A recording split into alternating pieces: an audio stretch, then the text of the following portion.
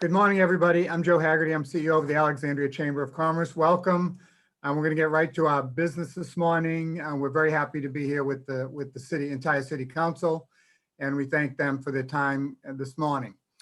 The Chamber's logo is supporting businesses and cultivating community. So we hope this morning we will be cultivating community, and many of our business members are on with us this morning.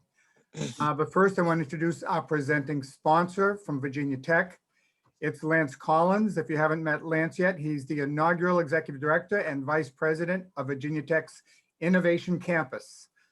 He came from Cornell, where he's being remembered for pushing the engineering college to new heights and leading one of the largest ever capital campaigns and significantly growing the number of women and underrepresented individuals among both the faculty and the student population.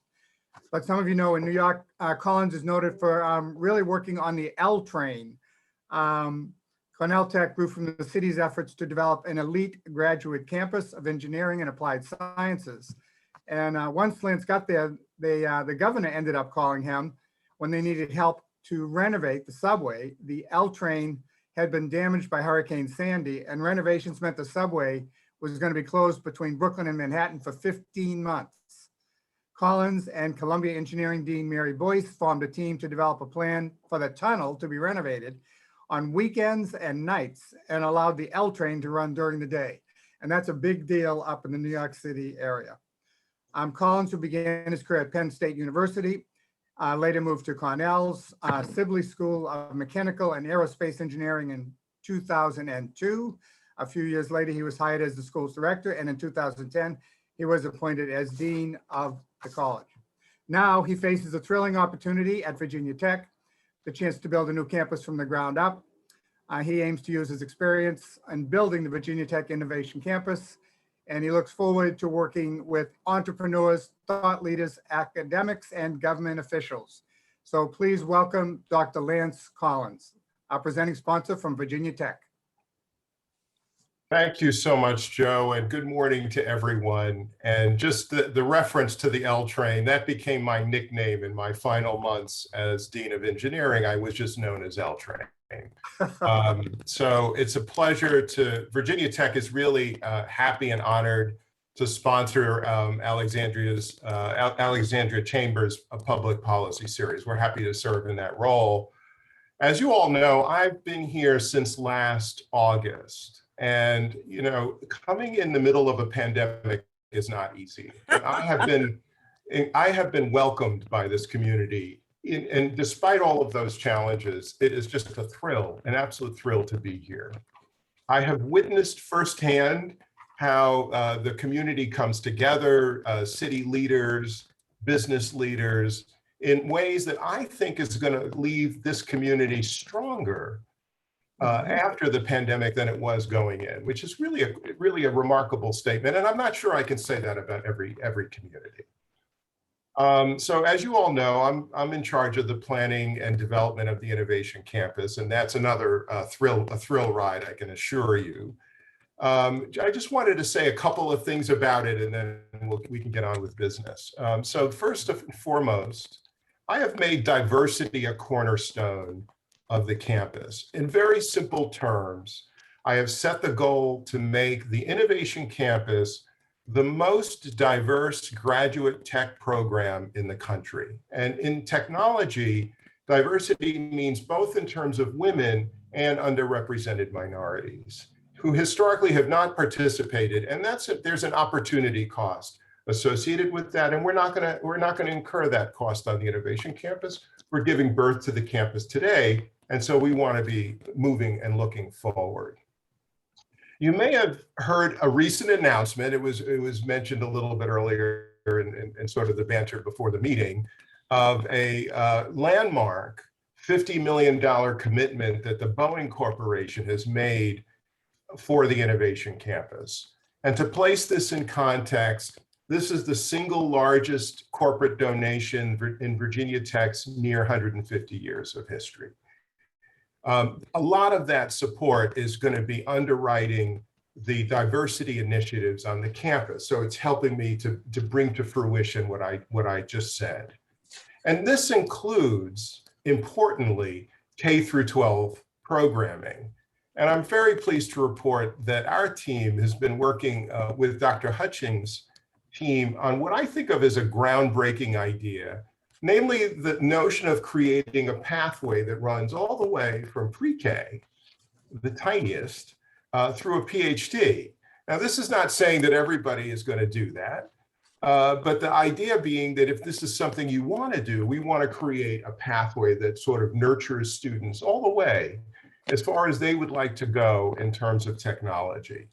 And we think this is something that's important for Alexandria, but we'd like to develop it in such a way that it could be replicated in other districts. You know, one of the things I've noticed is that you get success in one location, but that doesn't necessarily move the needle across the country. And I want to understand and think about ways in which we can do that in a transferable form. So all I can say is Virginia Tech is proud and thrilled to be opening the Innovation Campus here in Alexandria. We think it's going to be the destination for cutting edge technology. And so let me just say on behalf of a very grateful university, I thank you all for the support I've received so far and look forward to continuing to work with you. Thank you. Thank you so much, Lance. Thank you. Special thank you to our sponsors this morning.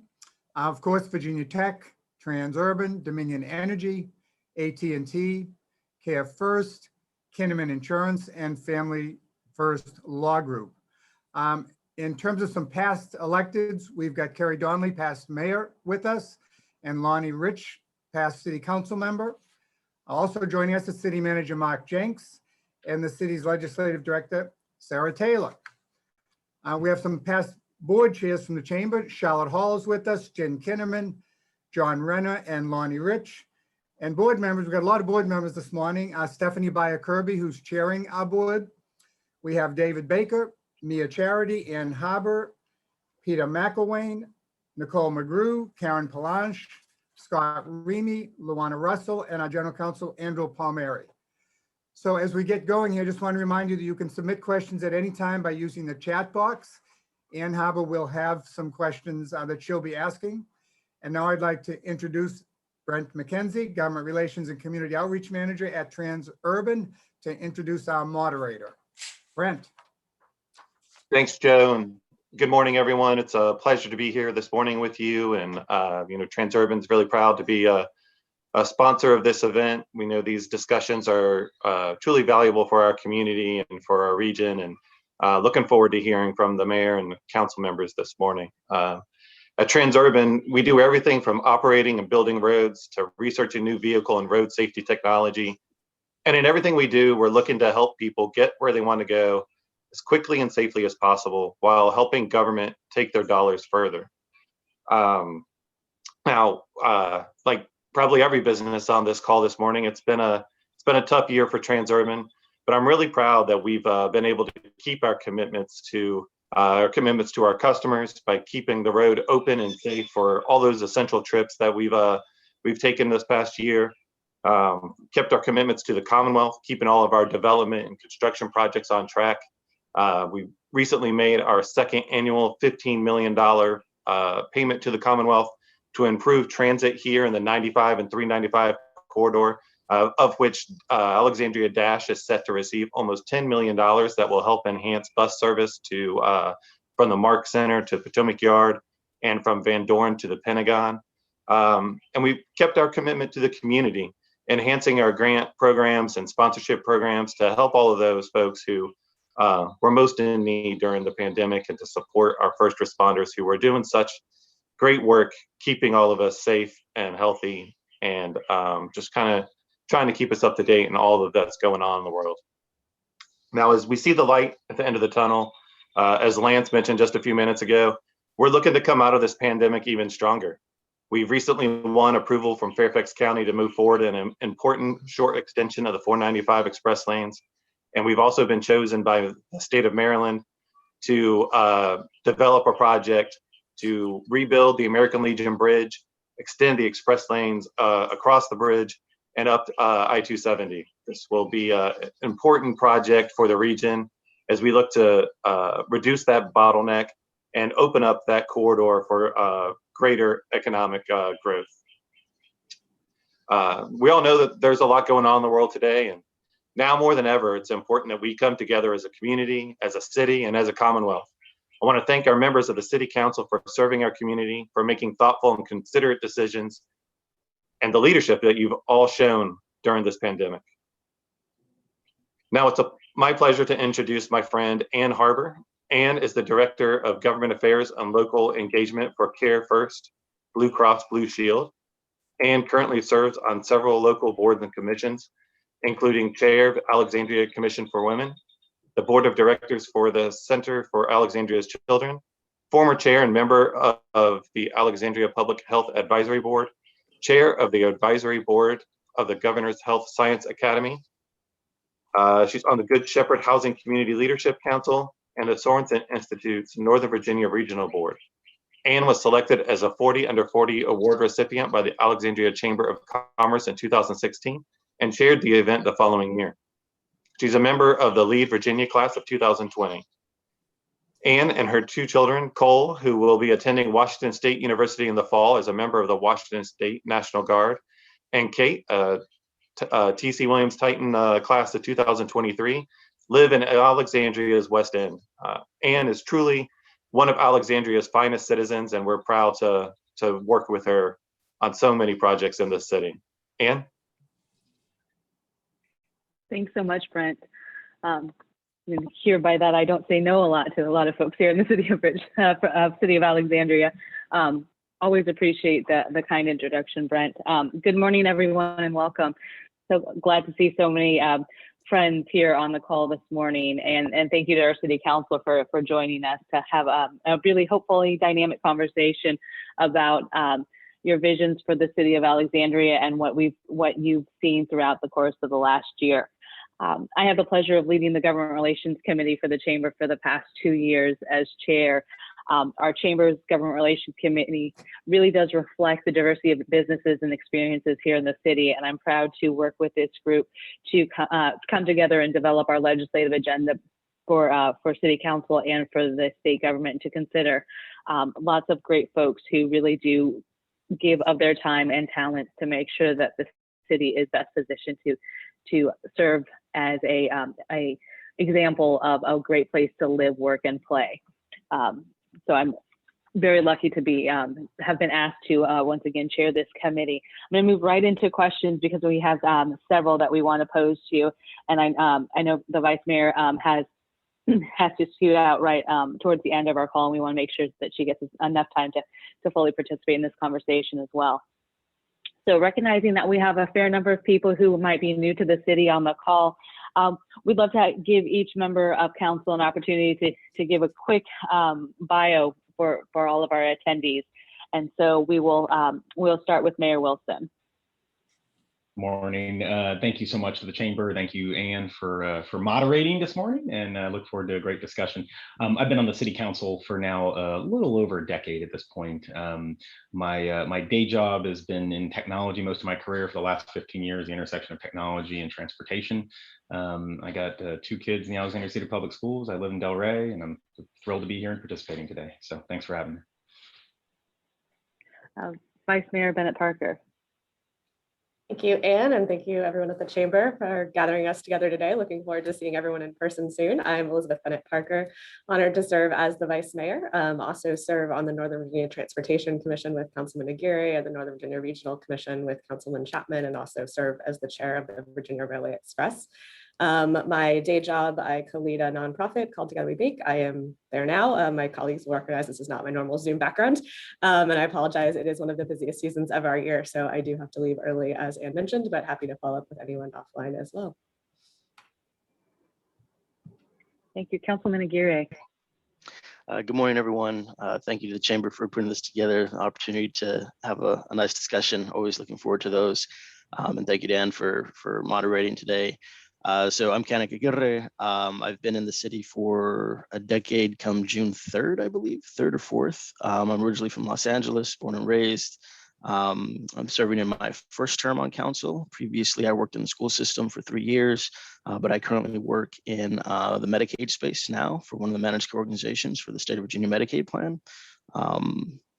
And I'm the vice chair for the Northern Virginia Transportation Commission. I'm on the Council of Governments Transportation Planning Board, as well as an alternate for the WMATA board. So my council assignments are very heavily transportation oriented, but some of my focuses are slightly different when I look more at health and human services, if you will. Okay, thank you. Councilman Chapman. Good morning, everybody.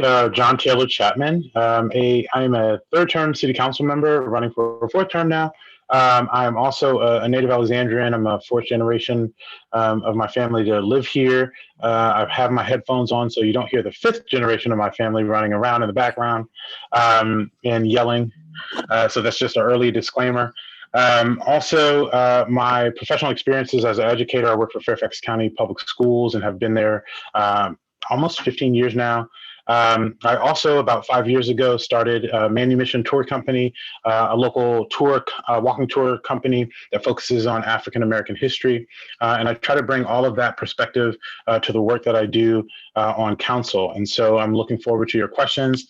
Glad to see so many familiar faces. And hopefully with the CDC's recommendations, I'll be seeing some of you in person, maskless very soon. Thank you, John. Councilwoman Jackson. Good morning, and thanks to the chamber for having me today. And I echo exactly what Chapman was just saying. It's so good to see all of you, and I can't wait to see all of you in person. I think we're ready. At least we are. The council is. We're ready to get back out there. So I'm Amy Jackson, and I grew up here in Alexandria. My roots are here. Like John was saying about his fifth generation, we still have a 9 and 7-year-old here at home with no in-person school yet.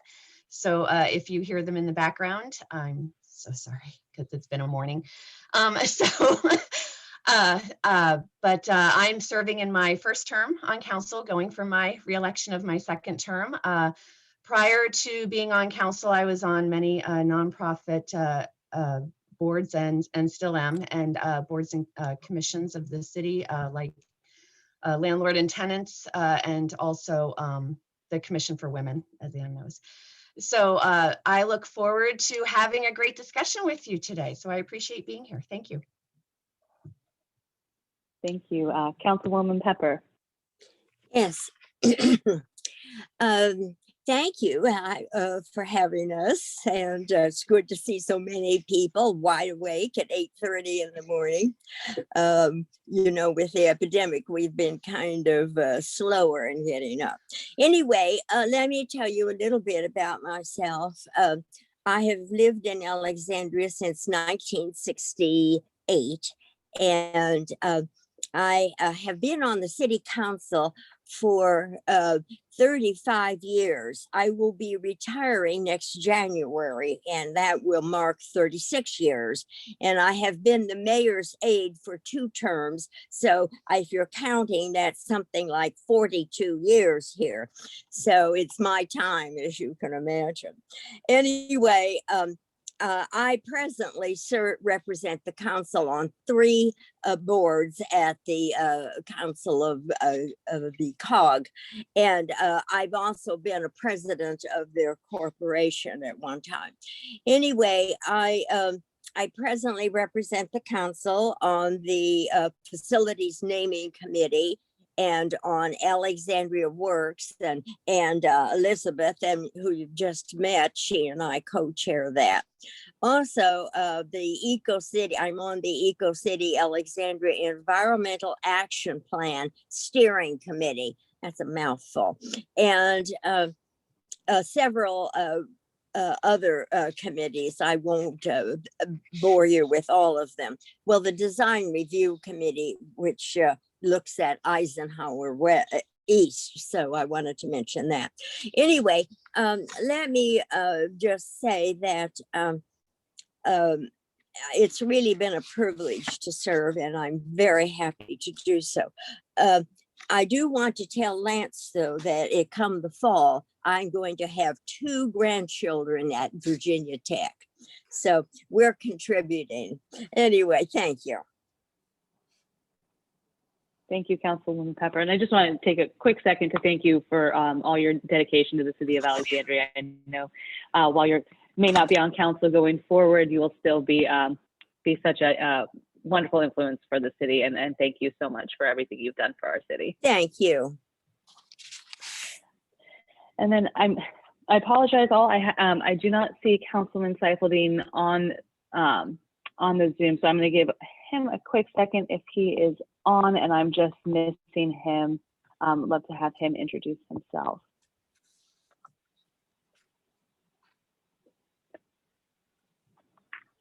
Okay, well, hopefully Councilman Seifeldine can join us shortly. Always has great things to share with our group. So this first question is really more of a PSA, and so I'm going to pose it just to the mayor, just for the in an effort to kind of move us along and get to the meat and potato questions that we have for you all. But in the last few days, both the Commonwealth and the city of Alexandria have chosen to align with CDC guidance around masking. And we know it's been a little confusing for both businesses and individuals throughout the country as to what the right thing to do is. Mayor Wilson, what resources are available, or where would you direct businesses to help them not only navigate the change, but empower them to make the right decision for their business and their team members? That's a great question.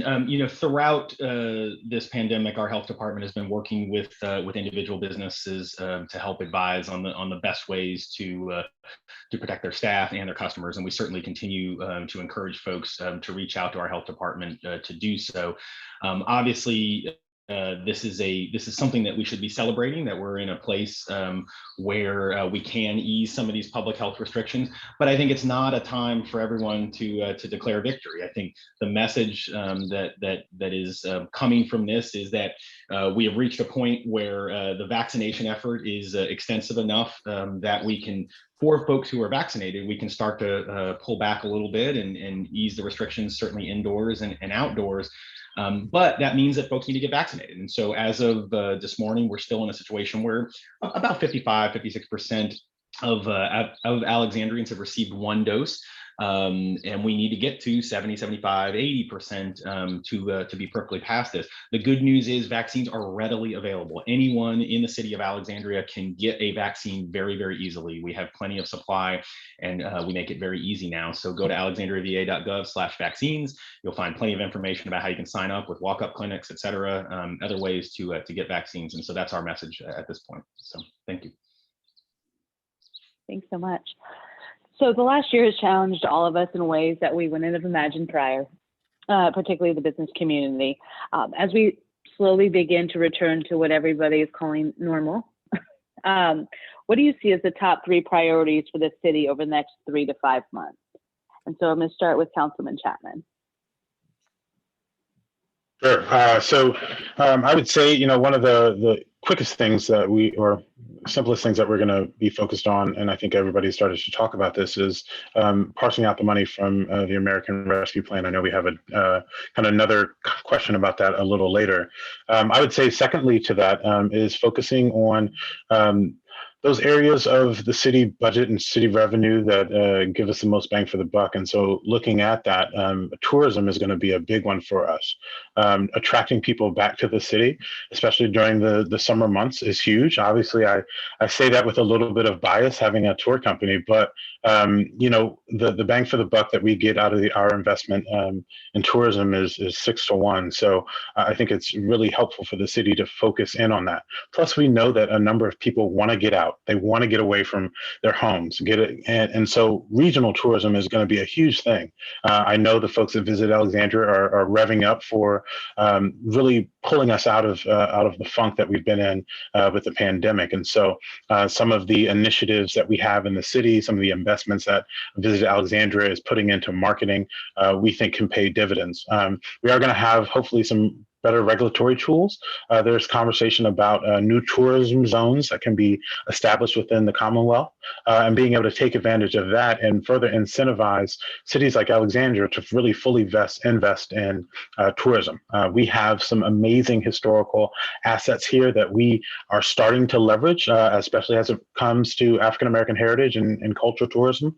And so as we leverage these resources, pull people to the city, we'll not only see revenues come through in tourism companies, hotels, restaurants, but we hope that our retailers will also start to regain their footing by having that new money coming to the city, shopping in our stores. Oh, Great, thank let me you. add one Mayor more thing. Wilson.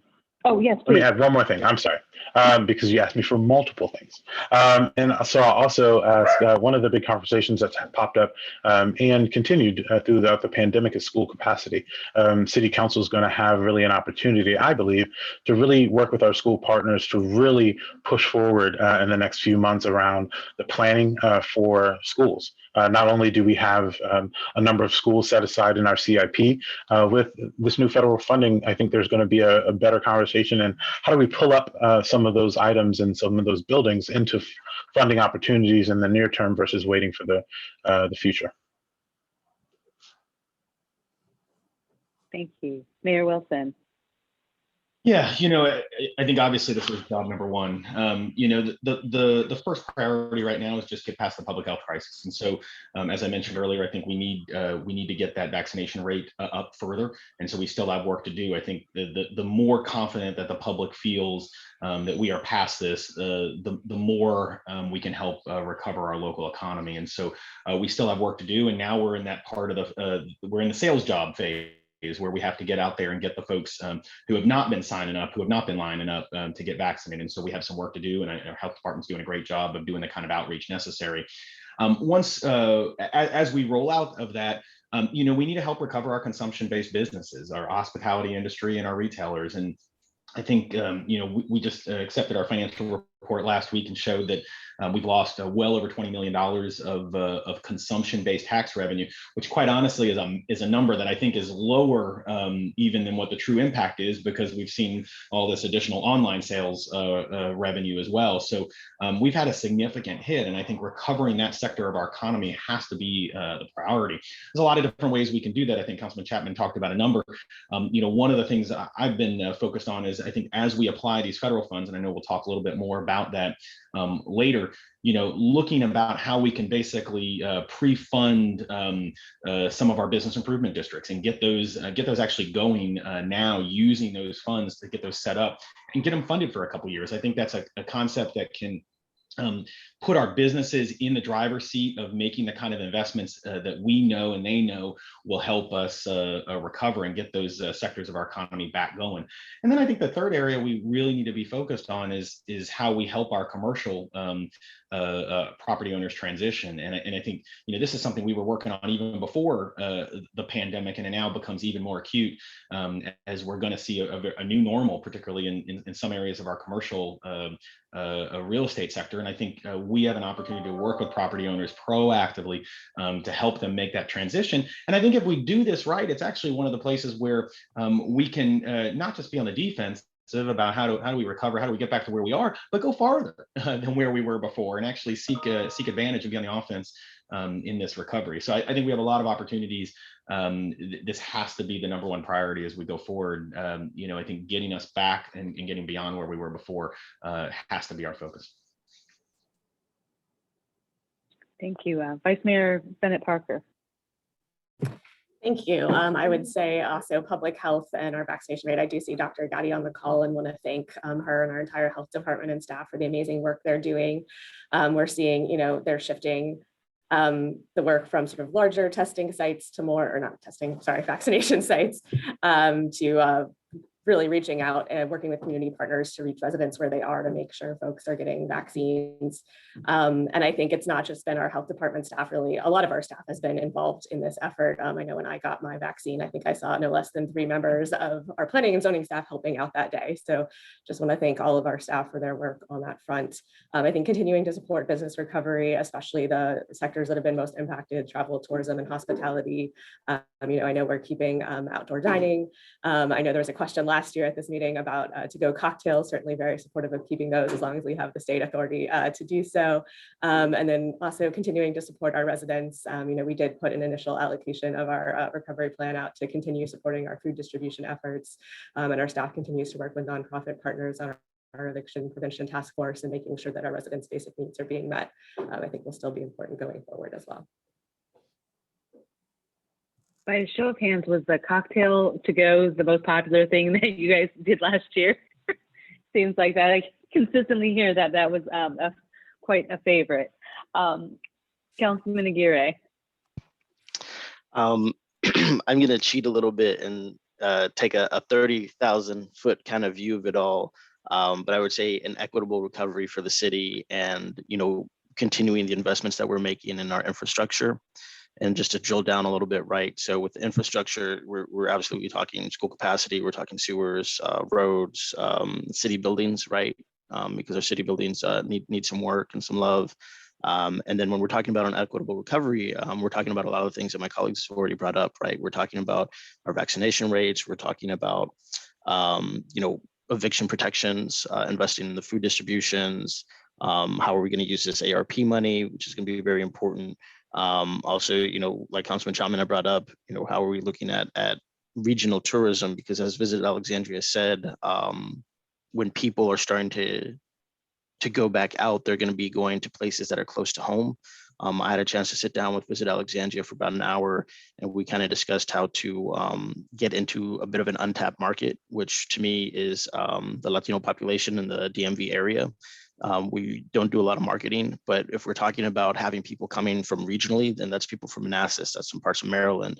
And it doesn't matter what income bracket you're in. If you're at the waterfront, because we've done a great job with the waterfront, people love it there, right? So we want to bring people to Alexandria to enjoy some of these things. And so I think some simple things that we could do with Visit Alexandria, having a landing page in Spanish and doing a little bit of advertising, right? And some of the Spanish media, and that'll help bring a bit of an untapped market into the city to spend some dollars as well. So 30,000 foot level, and then a couple of things that are a bit more tangible for everybody. Great, thank you. Councilwoman Jackson. Yes, so I'm good, and now I'm going to tap onto what Kanik was saying about equitable. As our workforce is starting to open up, I'm going to take it also from the women's perspective, because what has happened just nationally are millions of women are out of work because they've had to stay home because there hasn't been any childcare for them, because we've seen that our education system is our childcare. So I think moving forward, we have to open our schools up quickly, efficiently, effectively, safely. And that has to do, of course, with our vaccination rates. But we have a lot of teachers and school administrators that aren't going to be able to get back because either the elementary school kids, especially under 12, there's no vaccination for them yet. So they'll be going back and socially distancing and wearing masks, hopefully. But then you have teachers, on the other hand, that are still fearful because even though they may be vaccinated, it's a big germ pod at any school with especially younger kids, but all kids. So I think as we are moving forward to do everything awesome that we've already done, right? The streeteries, as I was hearing on the news last night of the Lower King and pedestrian, just being out and about and socializing, and that's part of the vaccinations. As soon as you're vaccinated, you got 2 weeks, and then everybody's like, all right, free time, let's go. But the flip side of that is to get women back in the workforce, especially the women, because they have to balance the career and the kids usually. We have to make sure that our schools are open and that we are helping with those funds, giving toward other child care supports and services that are needed so that the women aren't left behind after all this. So that's one of my major things, because of course I'm living that dream right now. And so it's tough. It's a tough balance. So, and I know there's a lot of women out there that are going, what about me? And how can I do everything? And how can I get on a Zoom call when I'm getting them on at the same time at 8:30 for virtual school right now, because we are still in a pandemic.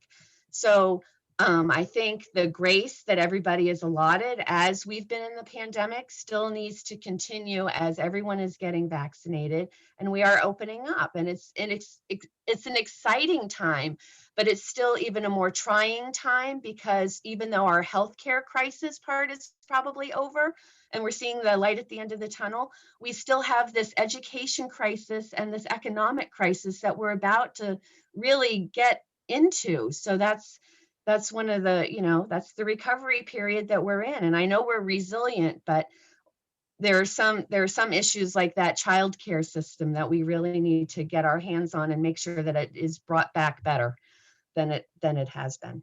So that's all. Thank you. Thank you. And then Councilwoman Pepper. Well, they've taken all my points here, but I'm going to say them again anyway. I think, just as Biden has said, I think the most important thing we can do immediately, and we are doing it, is to get everyone vaccinated.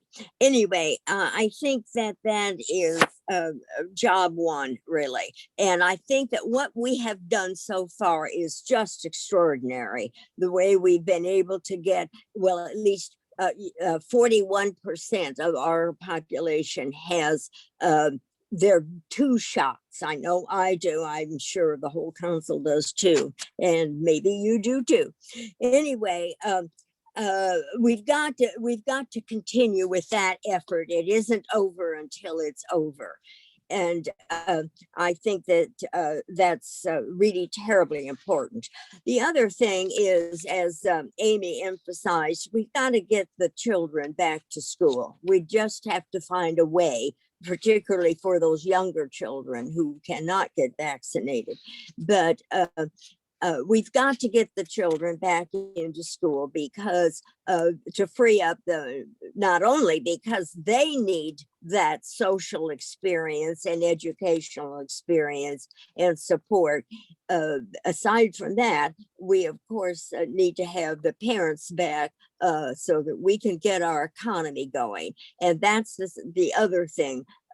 We really need to focus on what it's going to be like after we have gotten a better hold or an even better hold on our vaccinations. I think that when we just have to get the economy back on track, whatever it takes, and we have to focus on that. Whatever it will take, we have to be ready to do whatever our share is to get it going. I hope that after a post-pandemic, I hope that we are able to take a good look. This is a time for us to be taking a very good look at what things do we want to save, what kind of things. And of course, the most obvious one is the 100 block of King Street.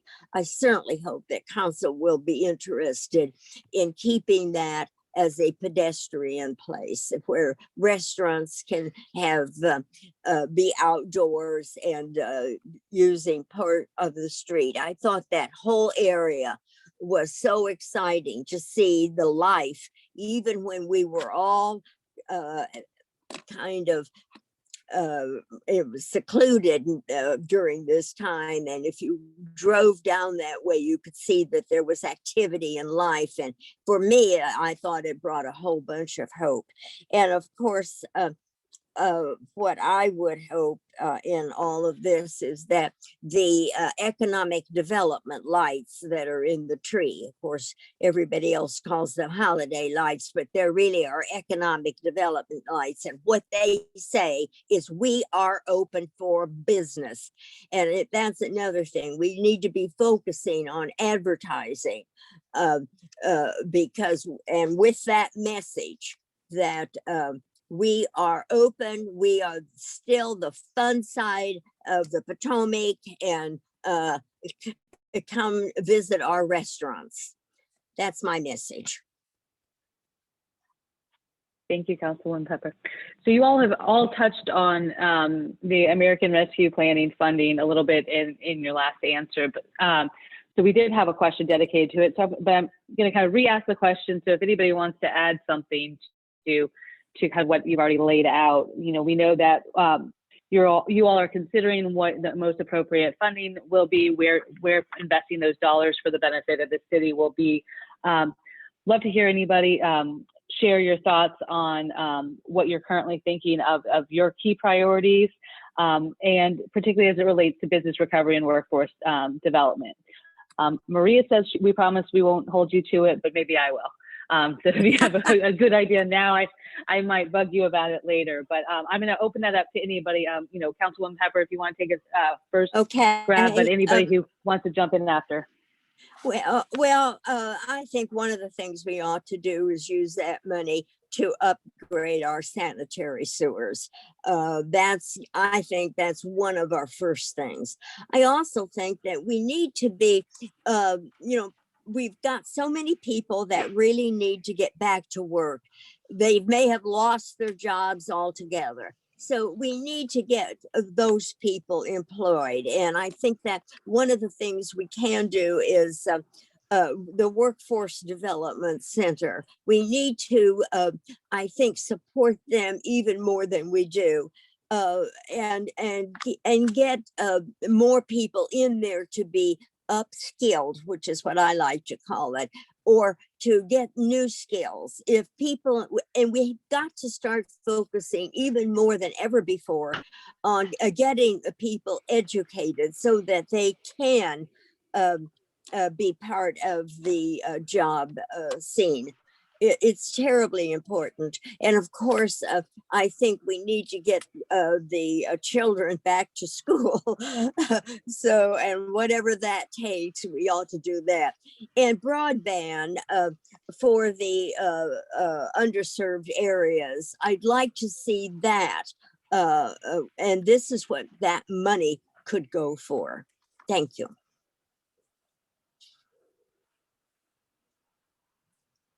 Councilwoman Jackson, I see that you're on off mute. Sure, So jump in if you have something. Yeah, sure.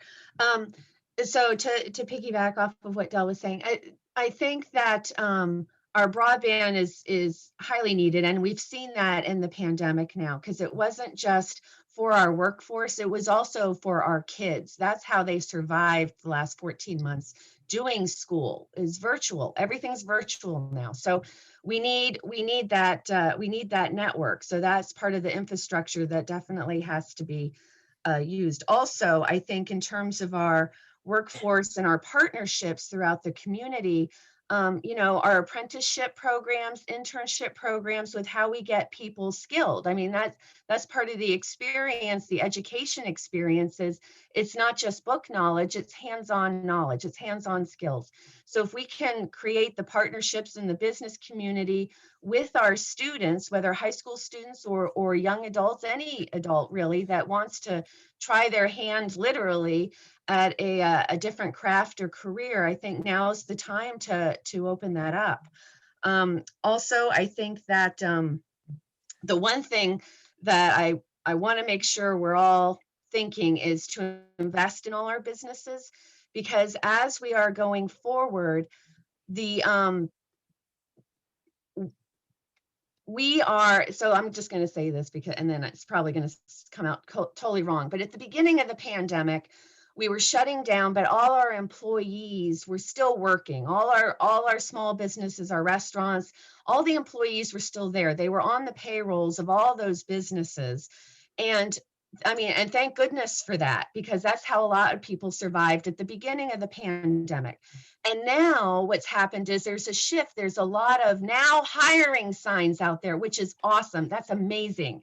And that's what we want, because everyone's ready to open up. However, the ones during that middle time that went on to the unemployment benefits, now we have to balance having them trust that businesses are getting back on track, so they aren't getting those stable paychecks of unemployment benefits anymore, that they can go back and seek out those jobs and get the paychecks in our community to help our economy open up. So those are some ways that we're trying to, I would say, incentivize and invest in our business community. So thank you. Let me add that. Hey, Ian. I'll add in something, and I put something in the chat for everybody to take a look at. I was reading a Brookings Institute article about kind of ways local governments and local localities can use their ARP funds, and it really doesn't talk about specific programs all of throughout the article. It talks about ways that we need to be thinking around strategy and frankly things that I think in Alexandria we've already come to realize. But it is a good article for folks to read and kind of consider about how the city deals with this. One of the things that is mentioned in the article is something that I'm very interested in, and looking at community navigators. Throughout the pandemic, a number of us have talked about the inequities that we've seen as federal funding and resources have rolled out. Not all parts of our community and businesses in our community have been able, frankly, to take advantage, sometimes because of lack of communication, sometimes need for technical assistance. And so having some of those community navigators that can really help to unlock. John, we lost you there for a second. Sorry about that. And I'll talk a little bit about broadband because, of course, we need additional broadband, given what you just saw. But no, I think we all know that broadband is a big need in our city, and I think we're moving in that direction. We want to make sure it's equitable when it rolls out, and so that's going to be a piece of this that we need to address as well. I think the mayor was right on point in talking about looking again at business improvement districts here in our city, and possibly pre-funding those so that folks can see how beneficial those are going to be, especially to their recovery. And so I would say those as some of the kind of themes that I'm looking at as well. And I'll go ahead and, Councilman Chapman, you're done, right? I'll go ahead and jump in since I need to leave shortly. And it's also getting fun to add something in new when everyone's, I think we're all a lot on the same page. But I guess I would start by saying I haven't seen the 1,300 comments that our staff has received yet. So certainly interested to seeing the sort of ideas and priorities that folks have suggested. I do think the initial proposals under the business recovery and workforce development section are all things that are certainly needed. Given that we have more funding proposals than funding, obviously certainly interested in prioritizing equity and those have been the most impacted in making sure that we're supporting proposals that we know will work and that will support our entire city. I know I've been talking to some small business owners who applied for state, federal, and local assistance and only received the local assistance. So we know that we can have a positive impact in our small business community and keeps being supportive. We also had a Visit Alexandria meeting last night, and I think Councilman Chapman and others have already talked about the impacts on the tourism industry, but making sure that we're supporting the hotel and tourism and hospitality sector for our city. I think Councilwoman Pepper mentioned the Workforce Development Center, which had a really successful pilot program using CARES funding involving upskilling and actually putting folks on the job training. So the city was subsidizing that training and folks walked away with jobs, with really well-paying jobs. And it was, a great benefit for both the residents and the businesses. So I think looking at programs like that are important. And then to echo something Councilwoman Jackson said, childcare is really important. We know that it is infrastructure. We have seen job numbers where, so many women, especially Black and brown women, are getting forced out of the workforce, and we need to build back better. Childcare was an issue in our region with costs of almost $2,000 a month before COVID. That's obviously only getting exacerbated as centers have closed, and we're seeing those continued impacts. So working on getting kids back to school and in early childhood settings to help support our workforce, I know is in the Chamber's package because it's important to both our residents and our businesses. There. I guess I'll jump in now. And I think I might have forgotten the question, but this is kind of how we're going to use the American Rescue Plan funds, right? That's the question. Okay. So no, first off, totally agree with my colleagues. I think workforce development is going to be huge. Anything we can do with broadband, we've already put out an RFP and taken a bid, and we're already working towards that. So that's good to hear. But if we get some additional money to help speed that along, that'll be great. Want to give a quick shout out to our Alexandria Economic Development Partnership. And I know Stephanie Landrum, I think she might have been on here. They've been doing a really great job reaching out to the business community and talking with folks and making sure to get input from small and large businesses so that when we come back around to use some of these funds, we can do it in a much more targeted way, right? You know, what do you as businesses want to use this money for, right? So, and as the Vice Mayor said, I'm also looking forward to reading and looking at all the comments that we got, see what the big themes are, to see how we can kind of support things. And I think the other thing that I'll mention one more time is investments in eviction protection as well as transportation, because if we're coming back to work, I mean, employees need a place to live. If we're kicking them out and they're having to go out to Manassas or Winchester or somewhere, then they're not going to be able to get back over here. And then we want to be able to make sure that they're also able to get to their jobs as well. So making those investments with transportation is very important. And if you guys aren't aware, shout out to the mayor for bringing this forward, but Dash is going to be fare free very, very soon. I actually just took Dash yesterday. I was a little bummed I had to pay the $2, but it's all good. Looking forward to having a fare free Dash very, very soon. My last here. I think so. If you want to be. All right. Thank you. You know, this is an incredible opportunity for the city. We actually just got the money on Monday morning. It was the best Venmo notification ever. You know, that money coming in.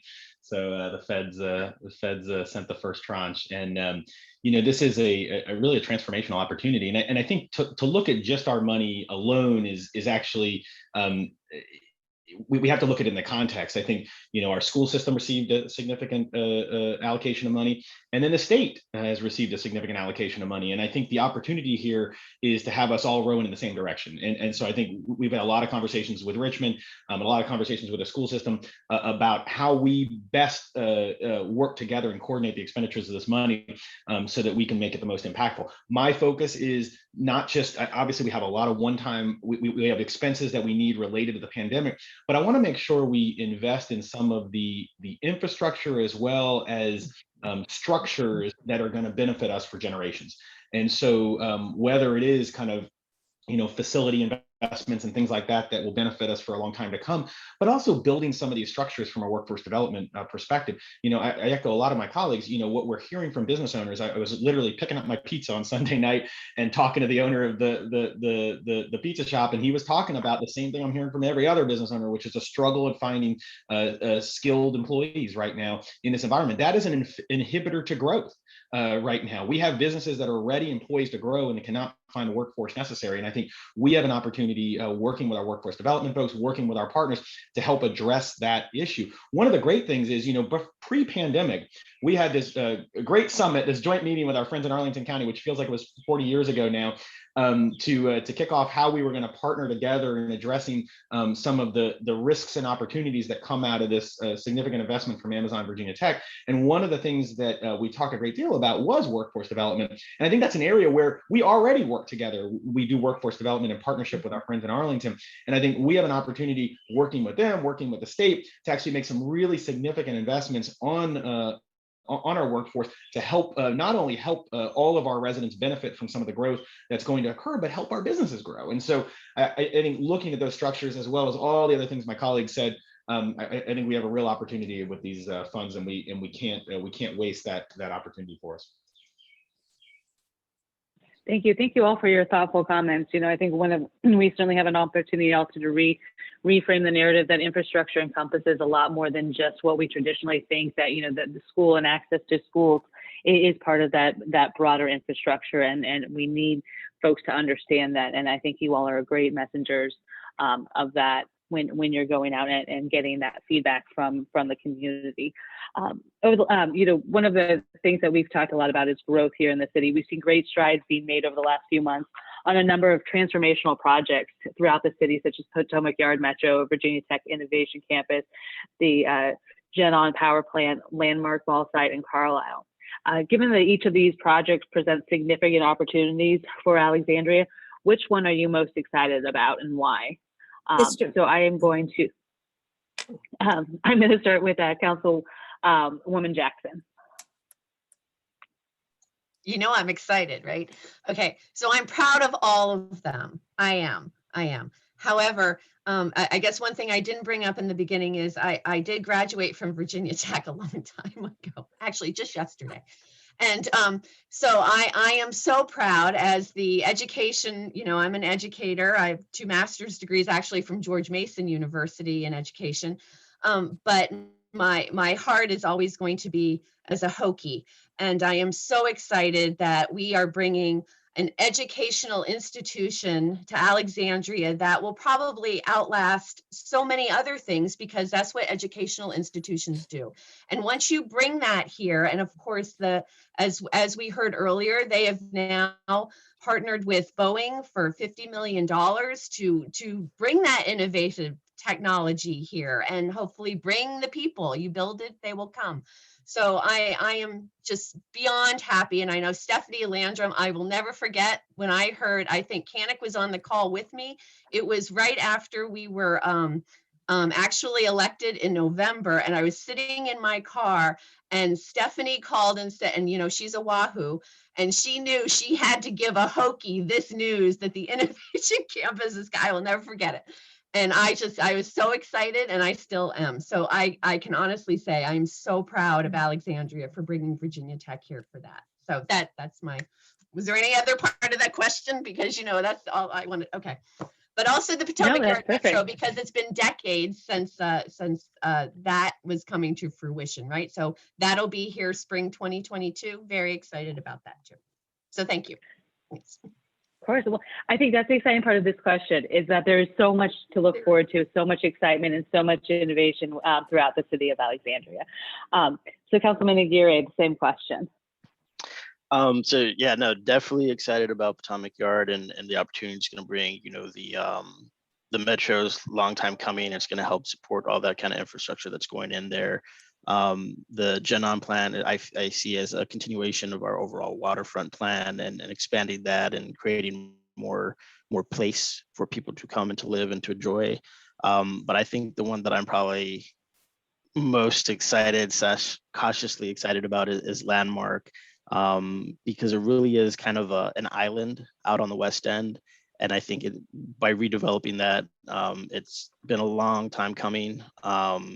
And it's really going to help push a lot of the other development that's going to happen on the West End as well. And also create what I said, that kind of placemaking in that space on the West End where it's really going to be a destination, hopefully, right? People are going to be able to go there and enjoy an entire day. They'll be able to drive there, they'll be able to walk there, they'll be able to bike there, they'll be able to take a bus there. That's really what we're kind of envisioning, that folks will be able to get there in a multimodal type of way and be able to, spend their whole day there, watch a movie, buy some things, have dinner, have lunch, whatever it might be.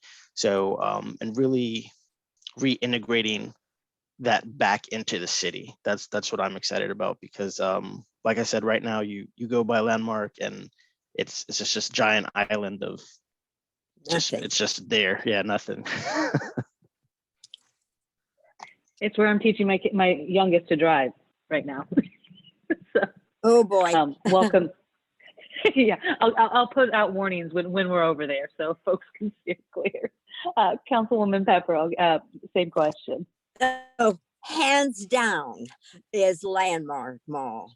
I have championed that development for, it seems like decades. It's not quite that long, but it's certainly been decades or close to it. Anyway, this 50 acres has been 54 acres, I guess, has been vacant and bare. And even when Sears was there as the last business, they hardly had any business at all.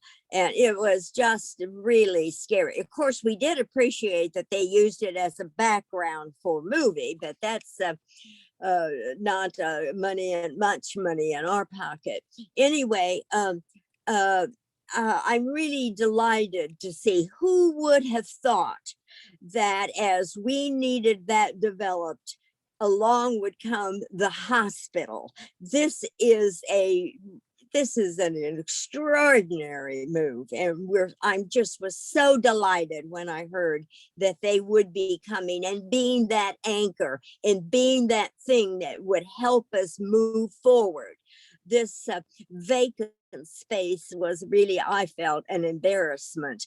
But here we're going to have a whole, it's going to be a whole community.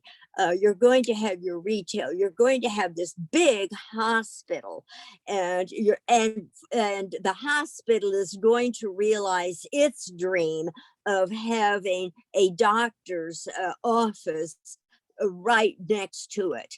This is amazing, all the amenities that will be coming. You know, we always hoped that when Landmark Mall got developed, that the other businesses up and down Van Dorn there would blossom also. And they've already started, but we hope that there will be even more development and turning the West End in a very special place. Some of you who have come to these events, these breakfasts at 8:30 in the morning, have heard me say that the West End will rise again. And here we are, and it is happening. And I'm just thrilled that it's happening. You know, when I retire, I'm going to go right up to Landmark Mall, and it'll be safe for pedestrians. It'll be safe for, as Kenneth already said, it will be for everybody. You can bike there. You can, I may not bike there though. You can bike there. You can drive there, and it's not going to be the congestion that we had earlier. Anyway, I remember when Landmark Mall in the late 60s, I hope that doesn't tell you how old I am, but anyway, in the late 60s, when we went there every Friday, because they had a restaurant there, I think it was S&W or something like that. And they had the underground off sites for people to come and buy various things, and we used, I swear we used every single business that was there. And to go from that to what we're getting is a dream for me anyway. And so when you say what brings me the most pride and the most joy, frankly, it's Landmark Mall, hands down. Thank you. We can start calling West End Best End. So it's exciting to see all the changes as another West End resident over here. Mayor Wilson, the project that you're most excited about. Yeah, this is sort of like asking me to choose my favorite kids, and they're on the other side of the wall, so I won't try to do that. But we won't tell them. you gotta give me a drink for that. You know, obviously, I would actually agree with Councilwoman Pepper. I think the redevelopment landmark is really a transformational thing for our city. What Councilwoman Pepper, who's always modest, didn't say is that she was actually part of that Wonder Woman 2 movie and starred in it that was filmed at Landmark. So she's our own Wonder Woman. But no, but I was asked. she was asked. There's so many jokes I'm going to get in trouble for there. I'm going to leave alone. Let me just say, I mean, you know, and it's not just the obviously having Inova there, a huge employer. I mean, we've seen what healthcare has done as far as job creation over the last several years, and so we know that this is going to drive job creation in the city. Just having the hospital there, a growing hospital, and a larger, more significant footprint, and that's great. Obviously, the contributor to health in our community is important, and having these resources available for our community, but also just the transformational effect, not just on that site, which obviously we're excited about. The mixed-use development is going to be there, the new fire station, affordable housing, senior living, all the things that are going to happen on that site. But what it does for the rest of the West End, you know, I think we have heard in Eisenhower West and Beauregard, in the rest of the landmark plan, we have heard that so much of that is waiting until Landmark happens. That is kind of the impetus, at the linchpin of what happens in the rest of the West End. And so, for our ability to create the housing that we need, the ability for the transportation initiatives that we have underway, Landmark is going to be the focal of 2 of our designated transit ways, the West End Transit Way, the Duke Street Transit Way. And I think making all of that happen starts with getting that site going. And so I can't overstate the importance of what we've been able to do there. And now we have to make sure we see it to fruition. I think, obviously we've put the foundation in place, but, and I've heard this time and time again from residents who I've talked to, is we've heard this before. We have heard, great plans for Landmark before, and they haven't come to fruition. And so I think it's going to require some really important decisions and leadership over the next several years to make sure that we see this to reality. But this is a huge step forward for our city, and we're very excited about it. Thank you. And Councilman Chapman, the project that you're most excited about. And I'll join with my colleagues in saying Landmark. Just to get down to the kind of nuts and bolts of this, I think business owners across this meeting would understand, if you have a part in your business that is costing you, or you're losing probably about $300 million in potential revenue over the last 10 years because of lack of investment, for you to be able to get that thread of business back on track, and as we believe, make about $900 million over the next 10 years, that's going to be an essential part of your business, and that's what Landmark is going to give us. We've had a lot of loss of opportunity over the last decade because we haven't had the growth there that we needed. And so to be able to get that property fully realized and start to get it back on track and back on positive revenue for the city is key. As the mayor talked about and Councilwoman Pepper talked about, there are really some additional to the revenue. There are some really great opportunities for the city that come out of a redeveloped Landmark. Of course, the hospital, which is going to be world class, and then you have the neighboring properties in the West End. Everybody in the city has been waiting for Landmark to finally pop and redeveloped, and be redeveloped. And so, to me, being on council in my 8 years, this is probably the closest I've been to a redeveloped Landmark. And so I'm asking everybody to pray hard, turn your pajamas inside out, do whatever dance you need to do to help drive the energy to make this happen. Because I think when it does unlock the potential of the future of the West End, and some of the bigger capital improvement projects that we need to get done within the city will have additional revenue to do over the next 30 years. Thank you so much. Lots to be excited about. So moving into housing affordability. Housing affordability is a business issue for our chamber and our broader community. What approach should the city take? So, not what we've done to date, but what kind of prospective, what approach should the city take going forward in 2021 and beyond, so that all those who work here in the city can also afford to live here in the city? And I'm going to pose that first to Councilman Aguirre. Well, I think this council has really taken an approach of using all the tools in the toolbox, essentially, right?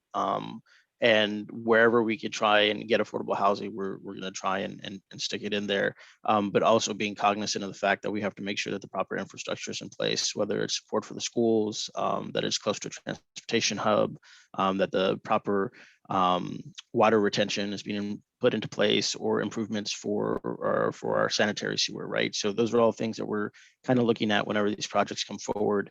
And we really are looking at all parts of the city, right? We've put some of these projects in along Route 1, we've put them along Beauregard.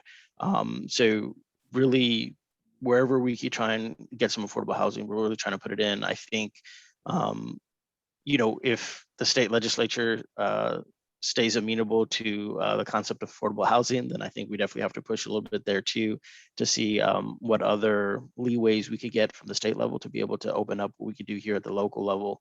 But I think, at least for me, my philosophy and approach is, let's try and get affordable housing wherever we can, and make sure that we're putting the proper infrastructure in place along with it. Thank you. Councilwoman Jackson. So, so I grew up in Fox Chase a long time ago, obviously. And when we came here, that was the affordable housing for me and my mom. You know, I think the monthly rent for a 2-bedroom rental was like $750 in the mid to late 80s. And to know that someone in Fox Chase now pays about $2,500 for the unit that we were, I mean, it's tripled.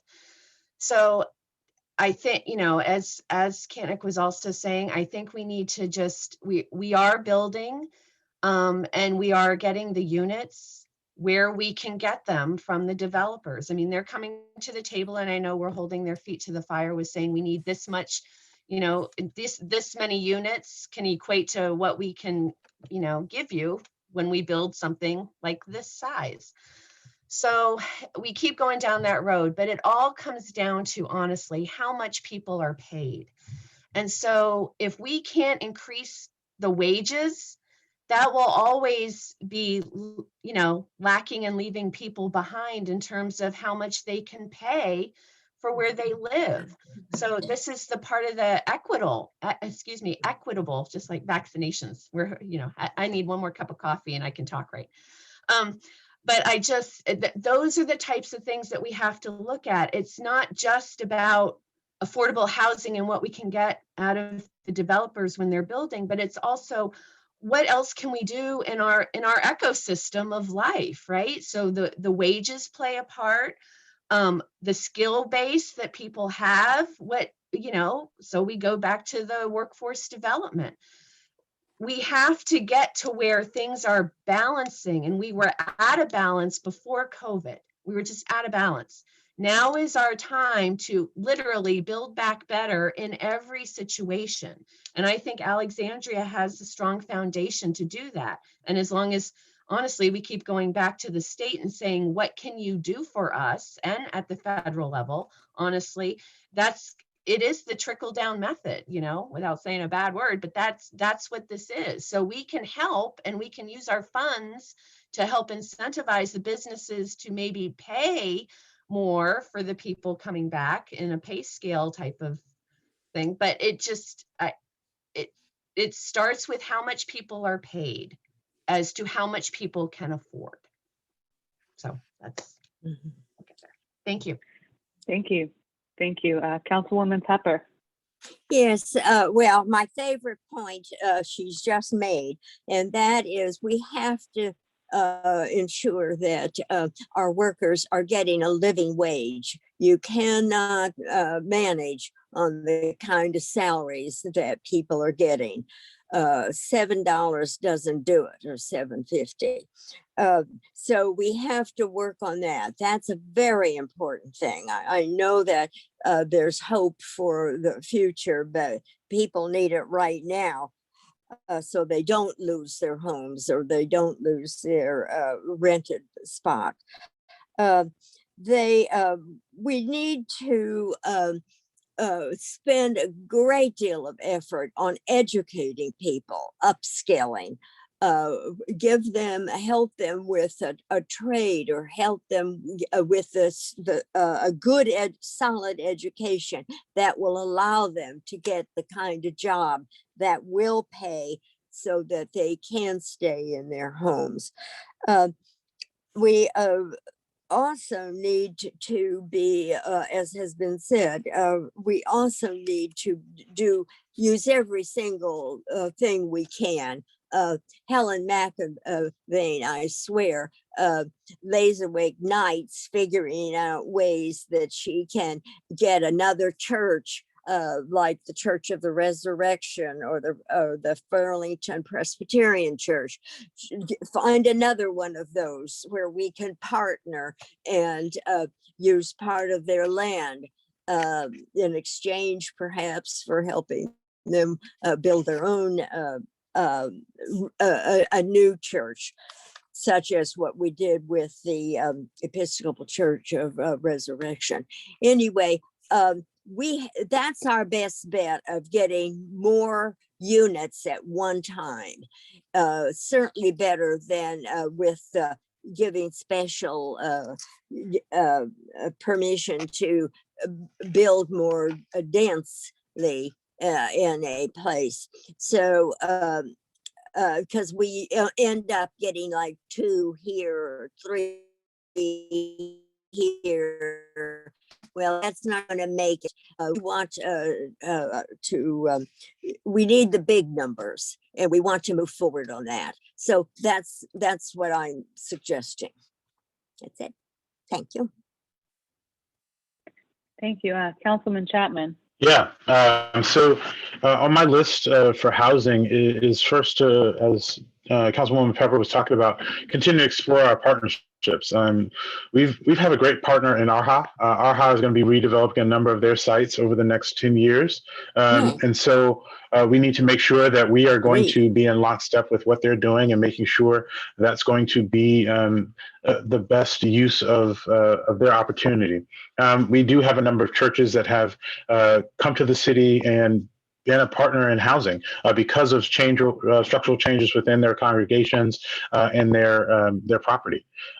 We also need to be looking at our nonprofit developers that we've had. They've been super active since I've gotten on council, and so looking at the opportunities, whether it's land and funding that we can support their work by, is going to get us a better outcome in terms of affordable units coming into the city and being built up here. For folks who are already living here, one of the things that we've seen throughout the pandemic is the need for eviction protection. And so talking about eviction, being able to, as we're coming out of this pandemic, understand that there are going to be a number of people whose whole industries have been destroyed. And so there's not going to be a certain level of income for a number of our residents. This is not just an Alexandria issue, it's a state issue. And frankly, it's going to be a national issue. And so making sure we are doing what we can, working with partners to secure people in their homes.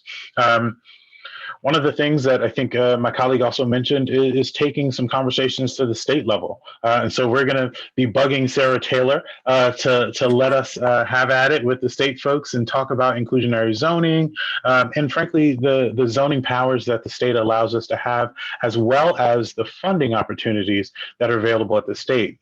Pre-pandemic, unfortunately, Virginia had one of the lowest state level affordable housing trust funds. And we know not just Northern Virginia has an affordability issue, but there are other parts of the state that have that same issue. And so being able to rely on the state for some form of funding is going to be necessary. But again, it's really going to be about, in the near period, it's about really bringing our partners to the table to talk about some of those issues. And I know I saw Josh on the call from NVAR. And so talking to him, realtors and the real estate industry about how we maintain affordability in our city and in our area, I think is key. But again, it has to be something where we're all coming to the table to talk about the best solutions. One of the things that hasn't been talked about, but it was talked about pre-pandemic, is having a conversation in our city about what we call the missing middle. Right now, we focus a lot on kind of lower incomes and how do we maintain affordable housing there. But between lower incomes and those folks who can pay market rate, there is a middle gap. And we need to be talking about that middle gap. Arlington just recently held their kind of community conversations about how they're going to focus on this part during the pandemic. They held some of these conversations. And so it's our time to really look at that as well. So we're addressing the full range of affordability with a number of different solutions. Thank you. Have Mayor Wilson wrap up. Thank you. Yeah, I would echo a lot of what my colleagues said, suggesting that we need an all of the above approach. I think when it comes to increasing affordability, we can't take solutions off the table. And I think too often we get in a situation where it's oh, that solution only addresses a little bit or only small part of the problem. And the reality is we need a lot of small solutions. There is no silver bullet in addressing affordability. I will say that one of my areas of focus has been looking at our zoning code and looking at ways that our zoning code inhibits affordability and prevents affordability in our community. And I think making those kind of incremental reforms to our zoning code to try to facilitate the creation of affordable housing, both committed affordable housing as well as market-based affordable housing. Market affordability is almost extinct in the city of Alexandria.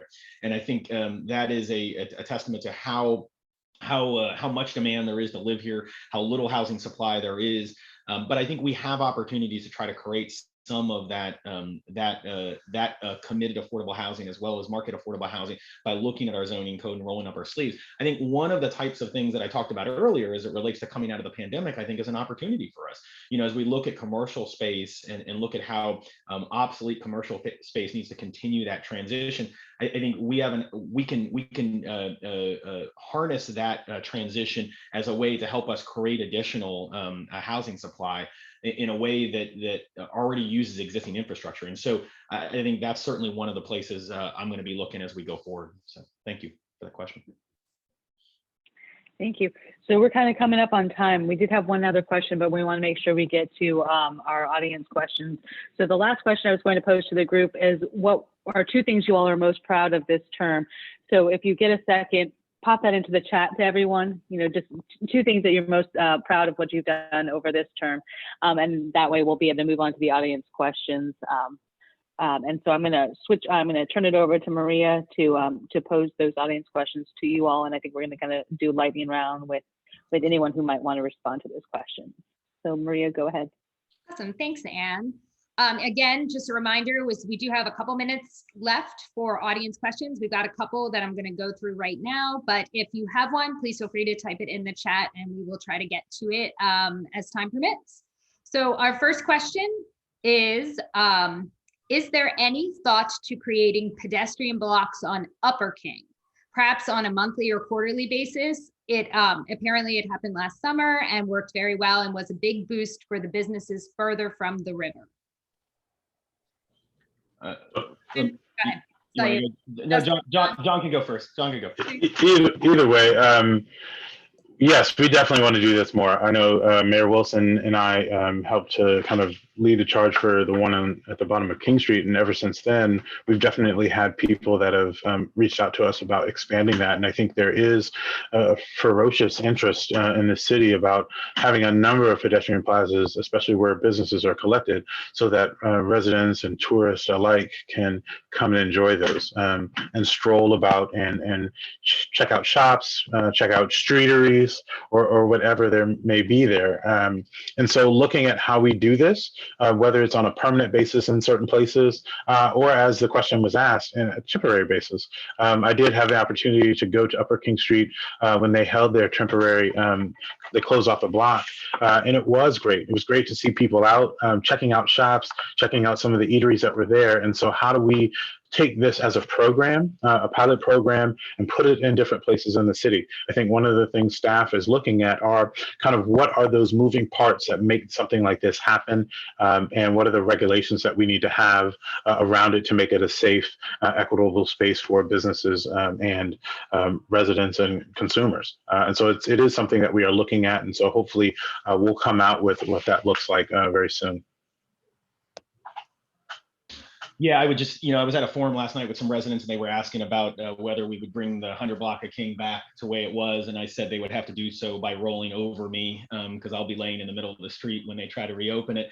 I think not only do we have to keep what we have, I'd like to see an expansion, from Market Square down to the unit block. So basically 200, 100 and unit block. I think having a pedestrian corridor straight down there, as well as not just, it's not just about restaurants. Obviously, we want to make sure they have the space for outdoor dining, but I think we need to also look at other ways we can use that space to bring people to the space. It is intended to be a pedestrian place, and it's not just about closing it down. It's also about bringing people to the space and making it an enjoyable place for everyone to be. It's basically an extension of the new park that we have put in the base of King. That's the way I think we have to think about it. And as far as farther up, I'm absolutely on board. I think if we can bring the businesses together, get them on the same page about the opportunities that come from doing similar pedestrian zones farther up King, I think that's an incredible opportunity and something I would certainly support. Del, you're on mute. Did you have?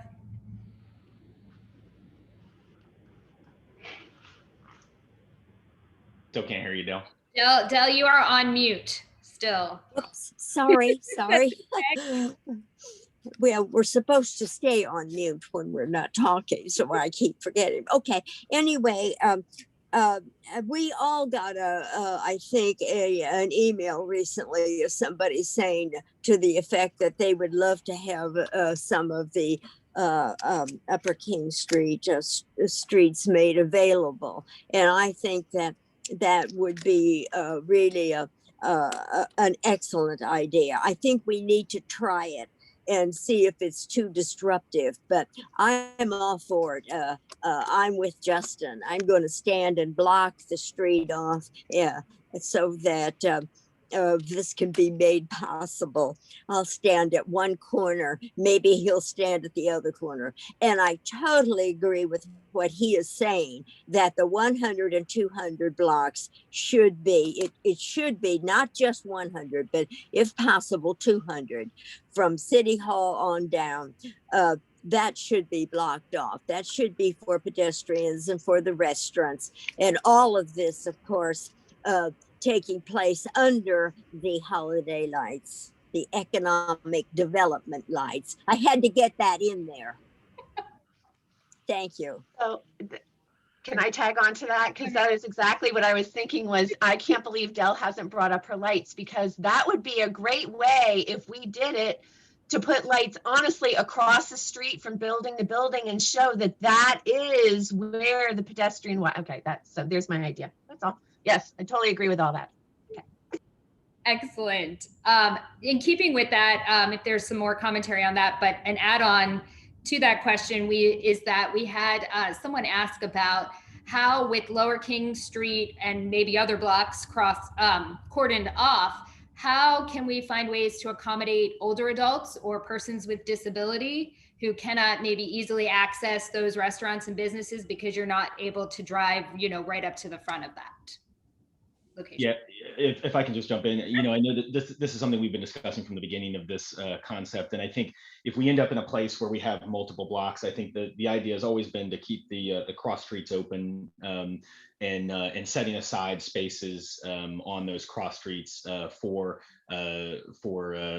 disabled parking, as well as drop-offs and things like that, so that folks can continue to access those businesses, particularly our mobility impaired residents. And I think that's definitely been something we've had dialogue with a number of the businesses about preserving, as well as potentially valet operations and things like that. So I think particularly in an Uber and Lyft world, we need to make sure we still have the ability to manage that. And I think most of the cities around the world that have done this and done it effectively have maintained the cross streets as a way to facilitate that. If I may jump in on this, recently, before the pandemic, when I was took a trip to Europe, I saw in some pedestrian areas where folks, I guess the community there, the city there, had golf carts that they would use for some of the older residents that couldn't. In this stretch, I think it was a pedestrian plaza that was like 4 or 5 blocks long, and so they used other modes of transportation that weren't cars to be able to move and ferry people around those parts. And so I have no doubt that if we put something like this out to private business, somebody would probably jump at the chance to help run this with the support of the city. Sounds like a perfect opportunity for a bid to address how we get folks moving around Old Town. Yes, ma'am. I'm noting what the time. I'm noting what the time is, and I'd like to just add something here at the end, and that is this. If you look back on all of this, it was amazing the way everybody worked together. We were all in this together. We were all going to solve it together, whether it was national or state or city. And between, or I should say, I guess, among all of us working together, we were going to solve this. And we worked hard with our businesses because we knew that they were the lifeblood of the city, particularly all of our restaurants. So that's what brings people in here.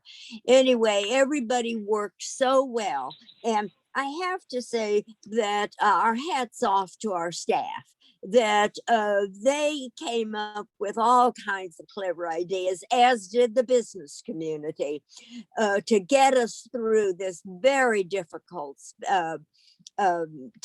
And I think we came through it about as well as you could.